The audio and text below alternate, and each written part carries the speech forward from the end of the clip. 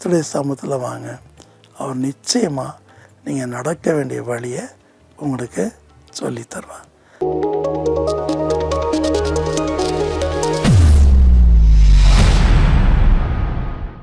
Price the Lord. Hallelujah. சந்தோஷமாக இருப்பீங்க நான் நம்புகிறேன். கர்த்தர் இன்றைக்கு பூமியில் ராஜரிகம் பண்ணுகிறார்.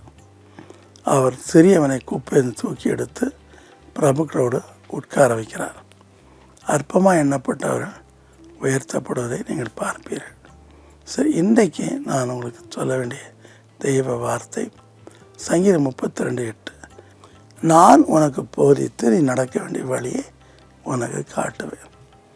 வேதத்தில் அருமையான வாக்குத்தத்தங்கள் ஏராளம் உண்டு இல்லையா? அதில் சங்கீதம் 73:24 அவர் தமது ஆலோசனைப்படி என்னை நடத்தி முடிவில் மகிமையில் சேர்ப்பார். தாவீது இதை ரொம்ப விசுவாசமாக சொல்கிறான். அவர் தான் தனக்கு போதிக்க வேண்டும்.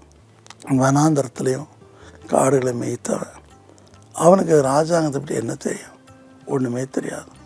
ஆனால் கர்த்தருடைய ஆலோசனைப்படி அவன் நடந்தபடினால ஒவ்வொரு முறையும் கர்த்தருடன் ஜெபிக்கிறான். ஜெபத்தை கேட்பவரேன்னு சொல்கிறான். என் ஜெபத்தை தள்ளாதவன் சொல்கிறான். ஆகவே அவனுக்கு தேவன் போதிக்கிறான். நம்மளுடைய பெரிய கஷ்டம் என்னென்னா, நேருக்குள்ளே அவங்க மட்டும் அவன்கிட்ட பேசிகிட்டே இருப்பாங்க. ஆனால் கர்த்தர் பேசுகிறாரா அதுக்கு காத்திருக்க மாட்டாங்க. ஆயிரம் தன்னுடைய வாழ்க்கையில் சரியான அளவுக்கு முன்னேற முடியாமல் கஷ்டப்படுறாங்க. சமீபத்தில் நான் தோகமலையில் பேசும்போது கடினமான ஒரு ஏரியா 12 பாஸ்டர் சொன்னாங்க.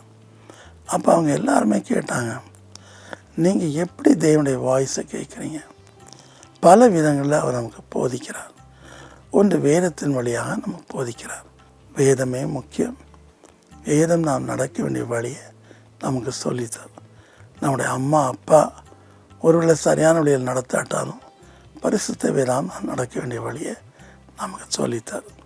உதாரணமாக ஒரு சின்ன சம்பவத்தை எடுத்துக்கொள்வோமே. 2 சாமுவேல் 5 கடைசியில் தாவீதை நோக்கி பெலிஸ்தர் கூட்டமாக வராங்க. எப்படி அவளை ஜெயிக்கிறதுன்னு தெரியலை. அப்போ கர்த்தர் சொல்கிறார், அங்கே மல்பரி செடி நிறைய உண்டு. அந்த பழம் இனிக்கும், இங்கே கிடைக்க கஷ்டம். மூசுக்கட்டை செடின்னு சொல்லுவாங்க. அந்த செடிகளுக்கு பின்னாடி நீ ஒளித்து கொண்டு இரு. அந்த செடிகள் பலத்த காற்றில் அசையும் போது நான் உன்னோடு இருக்கிறேன்னு அறிஞ்சுக்கோங்கிறார். அதன்படி அவன் செய்கிறான். பெரும் படையை தரமட்டமாக்குறான். இப்படித்தான் கர்த்தர் சீஷனுக்குன்னு சொன்னார். லூக்கா 21:14-15 நான் போயிடுவேன், உங்களை ஜபாலயத்துக்கு முன்னாடி பெரிய பெரிய அதிகாரம் முன்னாடி எம்பரஸ் முன்னாடி நிப்பாட்டுவாங்க. அப்போ என்ன சொல்லுவோன்னு சொல்லி நீங்கள் பயப்படக்கூடாது. ஏன்னா அதில் பாதி பேருக்கு மேலே படிக்காதவங்க. அதை பற்றிலாம் நீங்கள் பயப்படக்கூடாது. பரிசுத்த ஆவியானவர் நீங்கள் பேச வேண்டியதை உங்களுக்கு சொல்லிக் கொடுப்பாருன்னு சொல்கிறார். தானியேலும் சவுலும் அடிமையாக விற்கப்பட்டாங்க.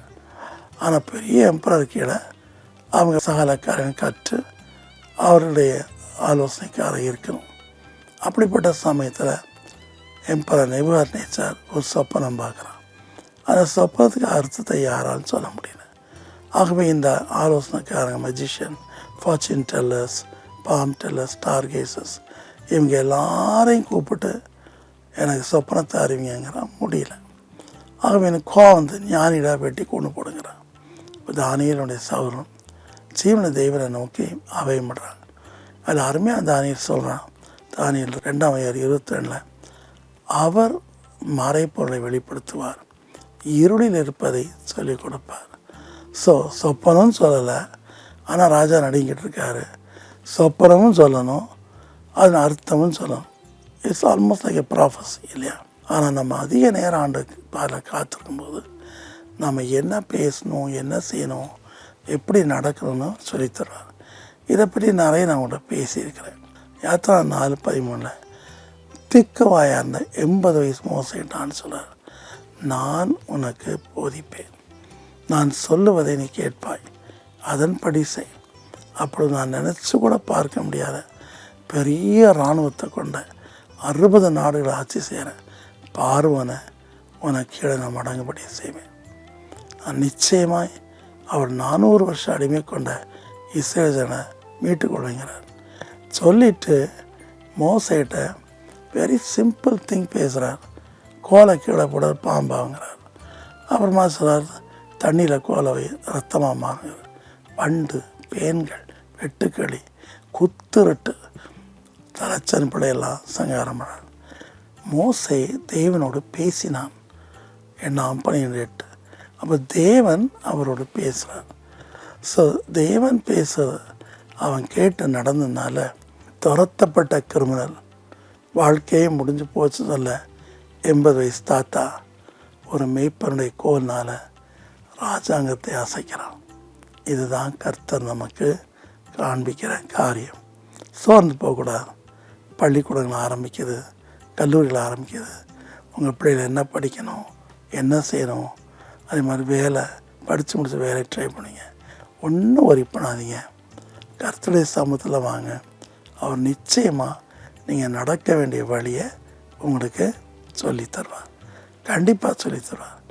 கண்டிப்பாக நீங்கள் விரும்புகிறப்படித்தான் உங்களுக்கு உயர்த்தணும் கிடையாது. அவர் சொல்கிற வழி தான் உயர்த்துவார். நான் அடிக்கடி சொல்லியிருக்கேன் இல்லையா, எம்பிபிஎஸ் சீட் கிடச்சி போட்டாங்க, வேண்டாம் சொன்னாங்க. எவ்வளோ கஷ்டப்பட்டேன், ஒரு அடிமை மாதிரி கஷ்டப்பட்டேன். ஒரு நாள் ஏசப்பா என் அறைக்கு வந்துட்டு என்ன சொன்னாதுமா, தங்கம் படி.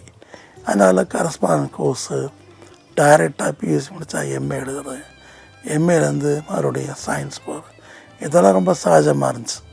ஏன்னா எப்படியாவது மக்கள் கல்வி கற்கணும்னு சொல்லி அரசாங்கம் இந்த வசதியெல்லாம் செய்யணுச்சு. ஸோ அது எனக்கு சாதமாக முடிஞ்சிச்சு. அப்பா சொன்னார், டாக்டர்ஸ்க்கு மேலே வந்து நான் படிக்க வைப்பேனார். ஆனால் எம்பிபிஎஸ் வழியத்தான் படிக்க வைக்கணும் கிடையாது, அவளுக்கு மேலே உனக்கு ஞானத்தை தருவேனார். சார் செய்தாரா? செய்தார். அது மாதிரி நாம் வாழ வேண்டிய வழி எப்படின்னு சொல்லி நமக்கு சொல்லிக் கொடுக்குறாரு. ஒன்று, முதியோர்களுடைய ஆலோசனை, நமக்கு பயந்த முதியோர்கள் நமக்கு சொல்லிக் கொடுக்குறாங்க. ரெண்டாவது பார்த்திங்கன்னா நம்ம மனைவி, நம்ம பிள்ளைகள், அல்லது மனைவியாக இருந்தால் புருஷன், இது மாதிரி பிள்ளைகள், நல்ல நெருங்கிய நண்பர்கள், ரிலேஷன்ஸ் நமக்கு ஆலோசனை சொல்கிறாங்க. அது நமக்கு சரியாக படலாம். நம்ம ஜெபிக்கும்போது தரிசனங்களை காணுகிறோம். அந்த தரிசனங்கள் நம்ம நினைக்கிற மாதிரி இருக்காது. அது பரத்துல வர தரிசனங்கள். ஒரு தரிசனம் தப்பானா அல்லது புரியாமல்னா அதை கன்ஃபார்ம் பண்ணி இந்த தரிசனம் தராது. அதுவும் நமக்கு ஒரு மாதிரி அன்பிரடிக்டபிளாக இருந்தால், மிஸ் அண்டர்ஸ்டாண்டிங்காக இருந்தால் தூதரை அனுப்புகிறார். தூதர் கொண்டு வர சுருளோ செய்தியோ புரியல அப்படின்னா அவரே வந்து நாம் நடக்க வேண்டிய வழியை நமக்கு சொல்லித்தரார். He is so great. ஒரு அருமையான சகோதரி இருந்தாங்க. அந்த சகோதரி வந்து எம்எஸ்சி நர்சிங் முடித்தாங்க. ஆனால் அவங்களுடைய வாழ்க்கையில் நர்சிங் அவனுக்கு பிடிக்கலை. கல்யாணம் பண்ணாங்க. தேவனுக்கு பயந்த ஒரு பையன் கிடச்சா, ஒரு பொம்பளை பிள்ளையும் பிறந்துச்சு. அவங்களுடைய மாமனார் மாமியெல்லாம் எங்கள் மேலே ரொம்ப பாசமாக இருப்பாங்க. மதுரைக்கு நம்ம எப்போ போனாலும் சரி எனக்கேற்ற உணவை தயார் பண்ணி அவனை ரொம்ப நேசிக்கிற மக்கள். அப்போ ஒரு நாள் இந்த பிள்ளை சொல்லிச்சு, நான் பேங்க் எக்ஸாம் எழுதிக்கிட்டே இருக்கேன். ஏன்னா புருஷனும் பேங்க்கில் இருக்காப்புல, எழுதிக்கிட்டே இருக்கேன், ஃபெயில் ஆகிட்டுருக்கேன். இப்போ நான் கேட்டப்பல, எம்எஸ்சி நர்சிங் முடிச்சுட்டு உன்னை யார் பேங்க் வேலைக்கு ட்ரை பண்ண சொன்னான்? உனக்கு அதில் ஞானம் இருக்குது. ஸோ மீண்டும் போ, ஏதாவது ஒரு ஹாஸ்பிட்டலில் அதை நர்சிங் நீ ஒர்க் பண்ண, லெக்சராக உன்னுடைய வாழ்க்கை உயரும்னு சொன்னார். ரொம்ப வற்புறுத்தும் பேர்லாம் போனான். இத்தனை வருஷம் கழித்து போகிறான். விற்பனை எல்லா மெடிசன் எல்லாம் புதுசாக இருந்தான். ஆனால் பாருங்கள், நான் சொன்னதுக்கு அவள் கீழ்ப்படிஞ்ச போது ஏன்னா என்றும் தேவனுடைய வார்த்தை புறப்படுது. இன்றைக்கு லண்டனில் கவர்மெண்ட் ஹாஸ்பிட்டலில் சீனியர் மோஸ்ட் ஸ்டாஃப் நர்ஸாக இருக்கான். புருஷனும் பிள்ளைங்க போயிட்டாங்க. இதுதான் கர்த்தர் மேலே கண்ணை வைத்து நமக்கு ஆலோசனை சொல்கிறார். படிக்காரனாக இருந்தாலும் ஆலோசனை சொல்கிறார், படித்தவனாக இருந்தாலும் ஆலோசனை சொல்கிறார். அவர் நமக்கு சொல்லிக் கொடுக்கும்போது நாம் எல்லாரும் வெற்றி பெறும். தானியர் 1:17, தானியர் 1:20. ஜெயிப்போமா? அன்பின் கர்த்தாவே, அருமையான பெற்றோர்கள் தங்கள் பிள்ளைகளுக்கு என்ன கோர்ஸ் படிக்க வைக்கணும், +1 +2ல் அது முடிச்சுட்டு காலேஜில் எந்த சப்ஜெக்ட் எடுக்கணும், அது எந்த ஸ்கூலில் சேர்க்கணும், இப்படியெல்லாம் உங்களுடைய மக்கள் தடுமாறுவாங்கப்பா. பண வசதியோட போதுமான அப்படி இல்லாமல் இருக்கலாம் பெரிய பெரிய காலேஜில் சேர்க்கறது. ஆனால் கர்த்தாவே, நீர் எங்களுக்கு ஆவிக்குரிய பராமாய் நடத்துவது மாத்திரமல்ல, கட்டளையை விளக்க வேதமே வெளிச்சம், வேதத்தின் வாயிலாக எங்களுக்கு படிப்பனை சொல்லிக் கொடுப்பது மாத்திரமல்ல, உம்முடைய தூதர்கள், தரிசனங்கள், நீரே வந்து ஆலோசராய் எங்களுக்கு நின்று ஆலோசனை சொல்வதற்காய் நன்றி. இன்றைக்கு இதை பார்க்கிற மக்கள் தங்கள் பேரப்பிள்ளைகளோ அல்லது அவர்களோ அல்லது அவருடைய பிள்ளைகளோ வாழ்க்கையில் என்ன செய்யணும் என்று தடுமாறலாம். மனம் இறங்கி அடங்காத பிள்ளையை கூட அடக்கி ஆளுகிற ஞானத்தை தாரும். கெட்டவர்கள் திருந்தும்படியான வாக்கை அவருடைய வாயில் வைத்தாலும் எல்லாவற்றையும் மேலாக அருமை பெருமையை வளர்த்த பிள்ளைகள் உலகத்தோடு ஒத்துப்போகாமல் கர்த்தருடைய ஆலோசனைப்படி நடக்க செய்யும். அதன் மூலமாய் அவர் உயர்ந்த இடத்திற்கு வரும்படிக்க செய்யும். எல்லாருமே டாக்டர்ஸ் ஆகணும், கலெக்டர் ஆகணும், பெரிய போலீஸ் ஐபிஎஸ் ஆகணும் விரும்புவாங்க, அல்லது பெரிய அதிபதியாக மாறும். ஆனால் உம்முடைய வழியில் அவர் நடக்கும்போது அவள் படித்தாலோ படிக்காதோ நீர் அவளை உயர்த்தி சந்தோஷப்படுகிறீர். அவள் உயர்த்தப்படுவதையும் பல ஜனங்களுக்கு அவள் பயன்படுவதையும் கண்டு நீர் சந்தோஷப்படுகிறீர். உடைய ராஜ்யம் விடாது. அப்படிப்பட்ட கிருபை பிள்ளைகளுக்கு தாரும். ஆசீர்வதியும். உம்முடைய வழியில் அவள் நடத்தி ஆலோசனை சொல்லி முடிவில் அவளை உயர்த்தும். இயேசுவின் நாமத்தில் தாழ்மையோடு வேண்டிக் கொள்கிறோம் பிதாவே. ஆமென்.